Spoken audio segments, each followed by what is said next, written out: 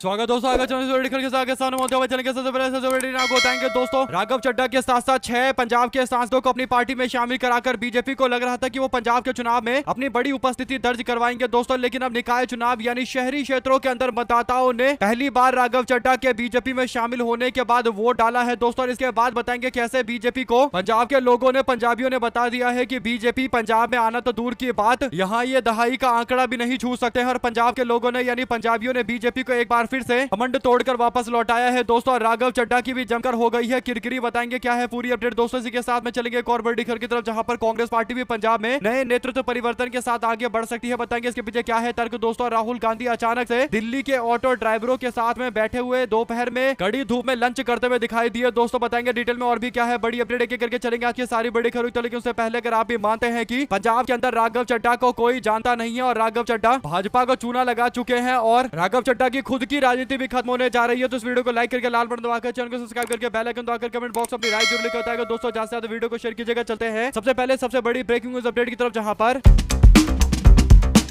मार्च अप्रैल के महीने में राघव चड्ढा ने आम आदमी पार्टी के 6 सांसदों के साथ में भारतीय जनता पार्टी में शामिल होने का फैसला लिया था दोस्तों। बीजेपी में चले गए ये कहकर कि उनको पार्टी में काम नहीं करने दिया जा रहा। और उनके साथ में जो 6 सांसद गए थे उसमें संदीप पाठक, अशोक मित्तल और हरभजन सिंह का नाम था दोस्तों। और ये सबके सब पंजाब से राज्यसभा भेजे गए थे दोस्तों। बड़ी बात यह है कि पंजाब से राज्यसभा भेजे गए तो इनको बीजेपी ने अपनी पार्टी में शामिल कराया। और भाजपा के नेता नितिन नबी ने पार्टी की सदस्यता देते हुए उम्मीद जताई कि पंजाब के अंदर भारतीय जनता पार्टी का विस्तार होगा क्योंकि राघव चड्ढा आ गए हैं दोस्तों। लेकिन हकीकत यह है कि राघव चड्ढा को केवल सोशल मीडिया पर लोग जानते हैं और जमीन पर राघव चड्ढा का नाम लेने वाला कोई व्यक्ति नहीं है। और पंजाब में बिल्कुल ऐसा ही हुआ दोस्तों। बीजेपी को लग रहा था कि जो शहरी मतदाता है वो राघव चड्ढा के नाम पर बीजेपी के साथ आकर जुड़ जाएंगे, लेकिन पंजाब के निकाय चुनाव यानी शहरी क्षेत्रों के चुनाव के अंदर इंडिया गठबंधन की दोनों पार्टी का दबदबा रहा है दोस्तों। आम आदमी पार्टी और कांग्रेस पार्टी ने सबसे ज्यादा सीटें जीती है, यानी नंबर 1 पर आम आदमी पार्टी 600 सीटों के साथ, कांग्रेस दूसरे पर 200 सीटों के साथ में रही दोस्तों। लेकिन भारतीय जनता पार्टी यहाँ पर आम आदमी पार्टी और कांग्रेस पार्टी के आसपास भी नहीं भटक रही है दोस्तों। और बीजेपी 60 के नीचे निपटती जा रही है। बड़ी बात यह है कि बीजेपी को लग रहा था कि वो 2027 के चुनाव में बंगाल की तर्ज पर पंजाब के अंदर भी घुस जाएंगे दोस्तों। लेकिन हकीकत यह है कि पंजाब के अंदर बीजेपी को पिछली बार जितनी सीटें मिली थी उतनी ही सीटें मिली है। तो इससे पता चल रहा है कि आम जनता में राघव चड्ढा के पलटी मारने का कोई भी रत्ती भरी फर्क नहीं है दोस्तों। राघव चड्ढा केवल सोशल मीडिया के किंग है और हकीकत में राघव चड्ढा का कोई असर नतीजों पर नहीं पड़ता दोस्तों। और खासकर ये शहरी इलाकों के नतीजे हैं, पंचायत चुनाव और जो ग्रामीण इलाकों के चुनाव के नतीजे आएंगे तो वहां तो बिल्कुल भी असर देखने को नहीं मिलेगा। तो कुल मिलाकर राघव चड्ढा को बीजेपी अपने साथ में लाकर बड़ी बड़ी बातें कर रही थी दोस्तों, यानी बढ़ा चढ़ाकर प्रस्तुत कर रही थी। लेकिन हकीकत यह है कि राघव चड्ढा खुद अपनी सीट जीत जाए इसकी गारंटी वो नहीं दे सकते। आप लोग अपनी राय जरूर लिखकर बताएगा दोस्तों। और अगर आप भी मानते हैं कि राघव चड्ढा और उनकी टीम ने बीजेपी के साथ एक जबरदस्त तरीके का मजाक किया है दोस्तों और भाजपा वालों को जमीनी हकीकत दिखा दी गई है, तो लिखकर जरूर बताएगा। इसी के साथ में चलते हैं एक और बड़ी अपडेट की तरफ, जहां पर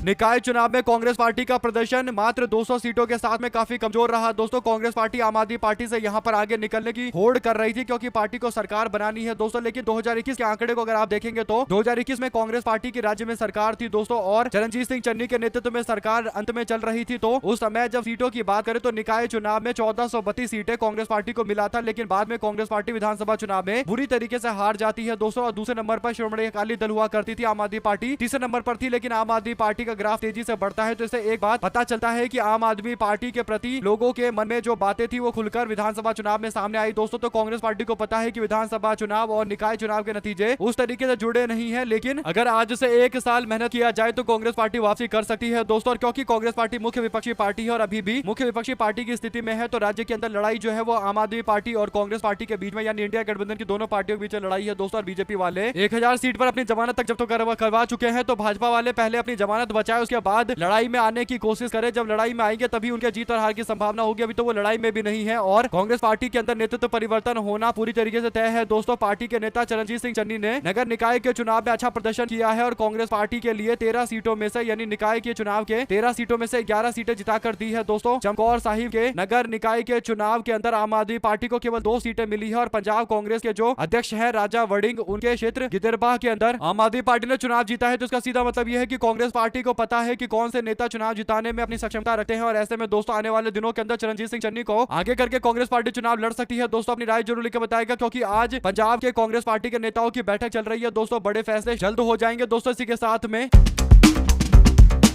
उत्तराखंड के अंदर 10 सालों से भारतीय जनता पार्टी की सरकार चल रही है दोस्तों। उत्तराखंड एक ऐसा इलाका जहां पर पानी की कोई कमी नहीं है, इसके बावजूद आम जनता को पीने का पानी उपलब्ध नहीं करवा पा रही है बीजेपी की सरकार, जिसके बाद पीने के पानी की किल्लत को लेकर उत्तराखंड के लोग हाथ में मशाल लेकर जोरदार तरीके से विरोध करते हुए दिखाई दिए दोस्तों। उत्तराखंड का ये हाल है जहां पर पानी के लिए मशाल जुलूस निकाल रहे हैं। इंदौर, कानपुर, उत्तराखंड हर तरफ जनता पानी की मांग कर रही है और कोई ये विलासता नहीं है, यानी ये कोई लग्जरी नहीं है। आम जनता की डिमांड, आम जनता की मांग है कि उनको ये पैसा मिलना चाहिए। अगर आप भी इस बात से इत्तेफाक रखते हैं दोस्तों कि भारतीय जनता पार्टी के तथाकथित राम राज के अंदर जनता के पास पीने का पानी नहीं है, इंदौर के अंदर तो दूषित पानी पीने से कई लोगों की जान चली गई और भारतीय जनता पार्टी की जो ये 10 साल से पुरानी सरकार है दोस्तों, ये जनता के लिए कुछ भी नहीं कर पाई और इसी कारण से जनता को पानी से लेकर तमाम तरीके की समस्याओं का सामना करना पड़ रहा है। आप लोग अपनी राय जरूर लिखकर बताएगा दोस्तों। ज्यादा से ज्यादा वीडियो को शेयर कीजिएगा। चलते हैं एक और बड़ी अपडेट की तरफ, जहां पर बजरंग दल 14 वर्ष से अधिक उम्र की गाय को वध के अनुमति देने की मांग को लेकर शुभेंदु अधिकारी सरकार के विरोध में प्रदर्शन करते हुए नजर आए दोस्तों। लोगों को पॉपकॉर्न लेकर बैठ जाना चाहिए क्योंकि अब संघ और बीजेपी के बीच में संघर्ष शुरू हो चुका है दोस्तों। बंगाल में हिंदुत्व का चेहरा बनने की कोशिश कर रहे शुभेंदु अधिकारी जो कैमरे पर पैसे लेते पकड़े गए थे दोस्तों और भाजपा ने ही वीडियो शेयर किया था, आज वो हिंदुत्व के सबसे बड़े चेहरे बनाने की कोशिश की जा रही है। लेकिन अब आरएसएस और बजरंग दल के द्वारा बंगाल सरकार के फैसले का विरोध करते हुए कहा जा रहा है कि 14 वर्ष से अधिक उम्र की गाय के वध की अनुमति देना ये शुभेंदु अधिकारी सरकार के हिंदू विरोधी रवैये को दिखाता है, यानी शुभेंदु अधिकारी का विरोध करते हुए सड़कों पर उतरकर प्रदर्शन चल रहा है दोस्तों। आप लोग इस पर अपनी राय जरूर लिखकर बताएगा। ज्यादा से ज्यादा वीडियो को शेयर कीजिएगा। साथ साथ पॉक्सो केस मामले को लेकर स्वामी अभिमुक्तेशानंद सरस्वती को सुप्रीम कोर्ट से राहत मिल गई है दोस्तों। हाईकोर्ट के फैसले के खिलाफ याचिका खारिज कर दी गई है। न्यायमूर्ति एम सुंदरेश और न्यायमूर्ति एस कोटेश्वर सिंह की पीठ ने शिकायतकर्ता आशुतोष ब्रह्मचारी की याचिका खारिज कर दी दोस्तों और पीठ ने कहा कि माफ कीजिए, हम इसमें हस्तक्षेप नहीं करेंगे और उच्चतम न्यायालय ने शुक्रवार को इलाहाबाद उच्च न्यायालय के उस आदेश में हस्तक्षेप करने से इनकार कर दिया जिसमें स्वामी अभिमुक्तेशानंद सरस्वती को बाल यौन अपराध संरक्षण पॉक्सो अनियमितता के तहत दर्ज एक मामले में अग्रिम जमानत दी गई थी दोस्तों। न्यायमूर्ति एम सुंदरेश और न्यायमूर्ति एन कोटेश्वर सिंह की पीठ ने शिकायतकर्ता आशुतोष ब्रह्मचारी की याचिका को खारिज कर डाला और पीठ ने कहा कि माफ कीजिए, हम इस पर हस्तक्षेप नहीं कर सकते हैं। इलाहाबाद उच्च न्यायालय यानी हाईकोर्ट ने 25 मार्च को स्वामी अभिमुक्तेशानंद सरस्वती और उनके शिष्य मुकुंदानंद ब्रह्मचारी को पॉक्सो अधिनियम के तहत दर्ज मामले में अग्रिम जमानत दी थी दोस्तों। हालांकि उच्च न्यायालय ने प्रथम सूचना कर्ता और दोनों आरोपी स्वामी अभिमुक्तेशानंद और उनके शिष्य को इस मामले में मीडिया के सामने कोई बयान न देने पर रोक लगाया था, यानी बयान नहीं देने के लिए बोला था दोस्तों। ऐसे में स्वामी अभिमुक्तेशानंद सरस्वती को बड़ी राहत मिली है दोस्तों। कुल मिलाकर स्वामी अभिमुक्तेशानंद सरस्वती को फंसाने के लिए जिस तरीके के तंत्र का इस्तेमाल किया जा रहा है, इसे पता चलता है कि ये लोग बौखला चुके हैं कि स्वामी अभिमुक्तेशानंद सरस्वती असली मुद्दा यानी गौ रक्षा का मुद्दा उठा रहे हैं और भाजपा वालों के पास इसका कोई जवाब नहीं है दोस्तों। गौ रक्षक बन के सत्ता में आए, लेकिन हकीकत यह है कि गौ रक्षा के लिए बीजेपी के पास कोई प्रावधान, कोई नियम कायदे कानून नहीं है। दो शब्द जरूर लिखकर बताएगा। साथ साथ दिल्ली हाईकोर्ट ने कॉकरोच जनता पार्टी के संस्थापक अभिजीत दीपके की याचिका पर केंद्र सरकार और एको नोटिस जारी किया है दोस्तों। दीपके ने कॉकरोच जनता पार्टी का अकाउंट ब्लॉक किए जाने को चुनौती दी थी। कोर्ट ने फिलहाल अकाउंट दोबारा चालू करने का जो अंतरिम आदेश देने से इनकार कर दिया है। कोर्ट ने कहा कि इस मामले में फैसला लेने से पहले सरकार का पक्ष हमको सुनना पड़ेगा। जस्टिस शिपेंद्र कुमार कौरव की बेंच ने कहा कि सरकार का पक्ष सुने बिना ऐसे आदेश नहीं दिए जा सकते क्योंकि मामले के व्यापक प्रभाव और दूरगामी परिणाम होते हैं। अदालत ने केंद्र सरकार से 4 सप्ताह के भीतर इस मामले पर अपनी जवाब को दाखिल करने के लिए बोला है। यानी दोस्तों कोर्ट चाहता है कि पहले केंद्र सरकार बताए कि उन्होंने ब्लॉक क्यों किया था और वो इस मामले पर क्या राय रखना चाहते हैं, और जब केंद्र सरकार अपनी बातें सामने रख देगी तो उसके बाद फैसला लिया जाएगा कि ये जो ब्लॉक किया गया था ये सही ब्लॉक किया गया था या फिर गलत ब्लॉक किया गया है। आप लोग इस पर जो भी राय हो दोस्तों लिखकर जरूर बताएगा और ज्यादा से ज्यादा वीडियो को शेयर कीजिएगा। इसी के साथ में चलते हैं एक और बड़ी अपडेट की तरफ, जहां पर तभी दोपहरी में राहुल गांधी ऑटो ड्राइवरों के साथ में खाना खाते हुए दिल्ली के अंदर दिखाई दिए दोस्तों। राहुल गांधी पेट्रोल गैस की बढ़ती कीमतों को लेकर ऑटो ड्राइवरों की परेशानी को सुन रहे थे दोस्तों और सरकार से लगातार दाम बढ़ाने के लिए, किराया बढ़ाने के लिए बोला जा रहा है और बीजेपी की दिल्ली सरकार इस पर कोई कदम नहीं उठा रही है दोस्तों। ऑटो ड्राइवर काफी ज्यादा नाराज इस बात को लेकर भी है कि कहीं ना कहीं भारतीय जनता पार्टी की सरकार ने उनसे वोट लिया था और अब बीजेपी वाले चुप्पी साध कर बैठे पड़े हैं। हमारे साथ लगातार जुड़े रहने के लिए दोस्तों, भाइयों बहनों मित्रों का बहुत बहुत धन्यवाद। आप लोग देख रहे थे आपका अपना चैनल जय हिंद जय भारत। ज्यादा से ज्यादा वीडियो को शेयर कीजिएगा दोस्तों। बहुत